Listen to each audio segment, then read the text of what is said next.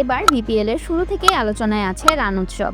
BPL এর ইতিহাসে over প্রতি সর্বোচ্চ রানের রেকর্ড হয়েছে এবার, কিন্তু সমালোচনা হচ্ছে বাউন্ডারি ছোট করা নিয়ে। বলা হচ্ছে বাউন্ডারি অনেক ছোট করার ফলে রান উৎসব হচ্ছে। এবার চট্টগ্রামে ব্যাটসম্যানদের ভিন্ন অভিজ্ঞতা উপহার দিতে চায় বিসিবি।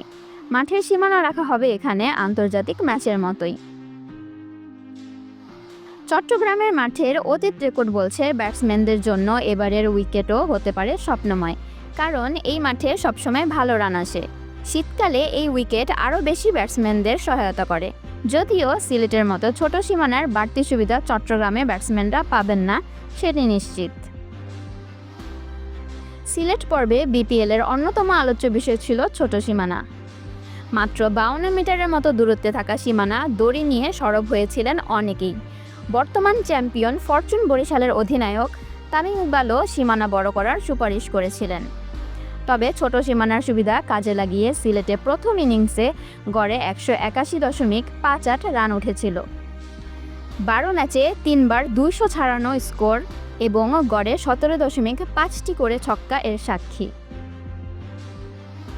মিরপুরেও এবার ছোট সীমানায় রান উঠেছে ঢের।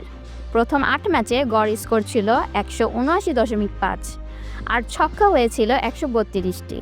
তবে চট্টগ্রামে সেই চিত্র দেখা যাবে না বলেই আভাস মিলেছে। মাঠে সীমানা রাখা হয়েছে আগের মতোই। উইকেটের সোজা দুই পাশে 70 মিটার, স্কোয়ারে এক পাশে 67 মিটার ও অন্য পাশে 69 মিটার। বরিশাল কোচ মিজানুর রহমান এটিকে পর্যাপ্ত মনে করছেন। তিনি আরও বলেন, উইকেট খুব ভালো মনে হয়েছে। ব্যাটসম্যান ও বোলার উভয়ের জন্য এটি স্পোর্টিং হবে। গত আসরে চট্টগ্রামে প্রথম ইনিংসে গড়ে 177.91 রান করেছিল দলগুলো। ছোট সীমানা না থাকা সত্ত্বেও 200 পেরিয়েছিল 2 ম্যাচে, আর 12 ইনিংসের 8টিতে স্কোর ছিল 160-এর বেশি।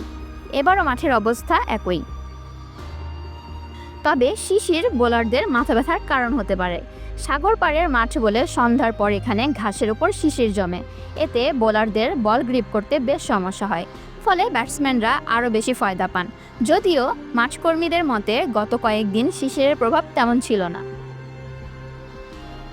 আগামীকাল দুপুর 1:30টায় বরিশাল ও ঢাকার ম্যাচ দিয়ে শুরু হবে চট্টগ্রাম পর্ব। সন্ধ্যা 6:30টায় লড়বে চিটাগং কিংস ও খুলনা টাইগার্স। এবারও হয়তো ব্যাটসম্যানদের নিয়ে হবে আলোচনা। প্রশ্ন একটাই, চট্টগ্রাম কি দেখাবে রান বন্যা?